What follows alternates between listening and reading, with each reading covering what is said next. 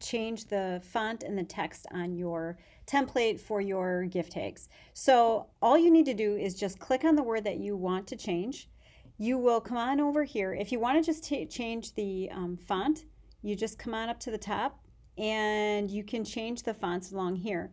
If you have a free account, you'll see that there are some that have little crowns next to them. Those are for pro paid users of Canva.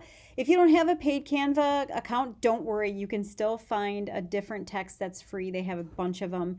You just pick the one that you like. You just basically click on it and it will change the font to a different font that you like. Always make sure that you make a copy of your tags so that way if you change them and you don't like them, you can go back and just put it to the original setting, and then that way you don't have to worry about it. If you want to change the color, what you do is you highlight the letter or words, come on up here to where it has text color, and you can change it to whatever color that you would like. Let's just say I want to change it to a teal. I can take it and I can change that to a teal. That changed my letters a little bit, so I'd have to change the size of things. Okay, so you can change the color of the text. You can add, happy birthday friend from, and then add a name. So what you do is you come on over here and you can grab the size that you like. If it's too large or too small, you can come on up to the top and change the size of your text. And then all you do is you just go in and change or add the name.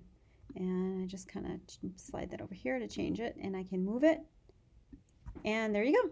And that's just how easy it is. And then what you do, when you have it exactly how you want it, you come on up to the share, you go to the download, you can print it as either, or save it as a JPEG or a PNG.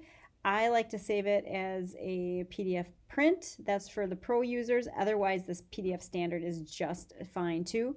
You print it at home and you cut them out, either by hand, or if you're using a machine, you can save it as a PNG and use your cutters at home. Hopefully this helps.